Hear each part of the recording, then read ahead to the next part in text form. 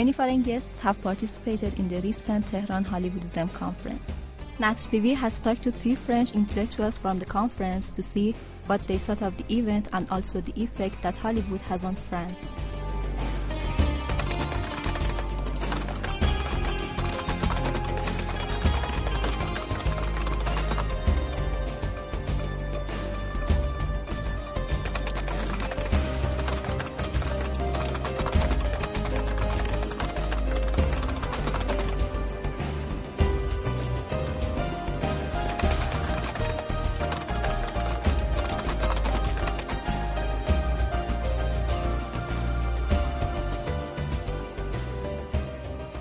Donc le but de cette conférence, le but de ce type de rendez-vous pour moi est essentiel puisque le premier aspect est de prendre contact avec des gens qui ont la même vision du monde, que nous partageons donc une opinion convergente. La deuxième chose pour laquelle c'est nécessaire, c'est parce que nous avons besoin donc de nous rassembler pour nous organiser, pour savoir également qu'est-ce qui est possible de faire au niveau international. Démontrer également à l'adversaire, qui est un ennemi en réalité, qui veut notre disparition, montrer à l'adversaire qu'il n'a pas totalement gagné, qu'il y a encore des poches de résistance intensives et radicales même. Et dernièrement, le principal problème de la résistance, nous sommes dans le monde de l'argent, et le principal problème de cette résistance, c'est la finance. Parce que nous sommes pour la plupart des gens humbles qui avons une famille, un travail et nous n'avons pas les moyens nécessaires pour nous opposer à la machine qui a été mise en action en fait pour nous écraser.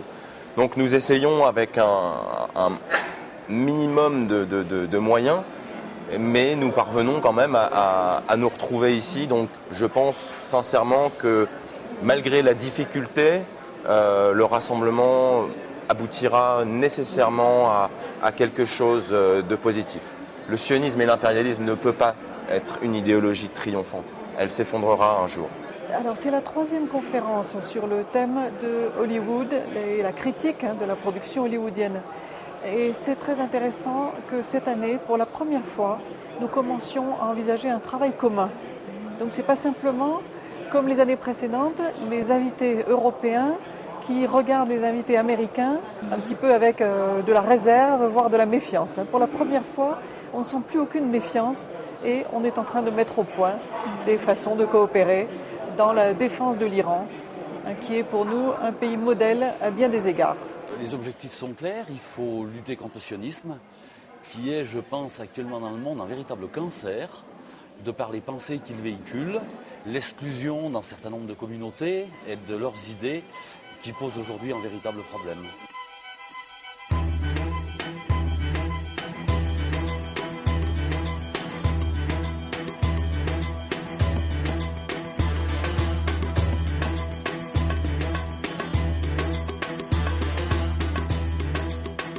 L'influence d'Hollywood sur la société française, elle est absolument terrible, puisque en réalité, Hollywood, avant d'être une forme de distraction telle qu'elle est présentée par Hollywood lui-même, est en réalité une machine de propagande absolument extraordinaire, d'une efficacité presque absolue, puisque qui n'a pas été dans les pays occidentaux à un moment donné touché ou happé par cette propagande. Nous avons malheureusement, nous tous occidentaux, été soumis à la dégénérescence de la société.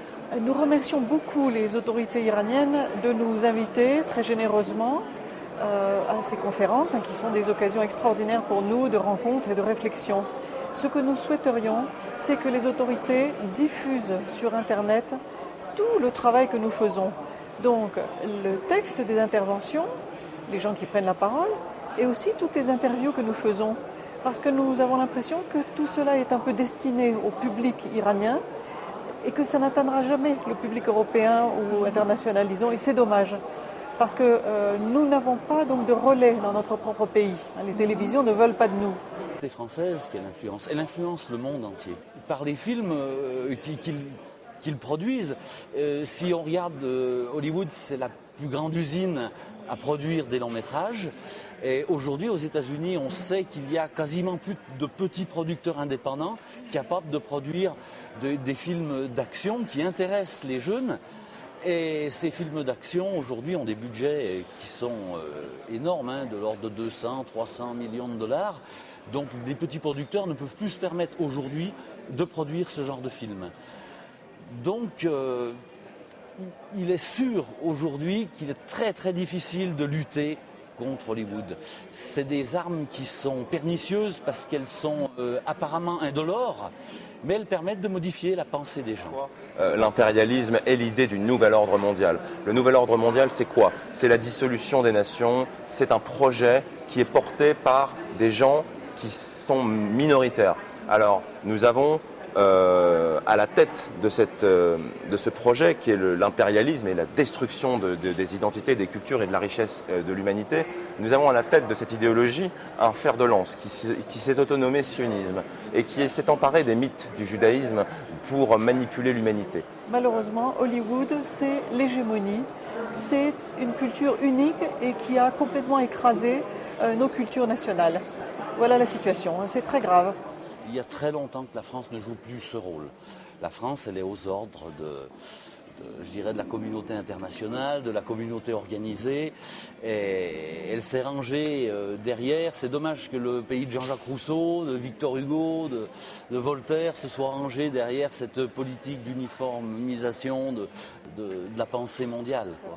Vous savez, pour nous, c'est bouleversant de voir que la France garde un prestige énorme, justement, comme vous dites, de pays indépendants, de pays de gens qui réfléchissent beaucoup. C'est un prestige que nous avons pratiquement dans le monde entier. Et puis malheureusement, nous ne sommes plus du tout à la hauteur de cette réputation. En Europe, en France en particulier, si vous n'avez pas l'aval du lobby sionisto-talmudique, vous ne pouvez pas prétendre faire de la politique ou avoir une influence sur ce que le peuple français veut en réalité. Donc la France n'est plus indépendante.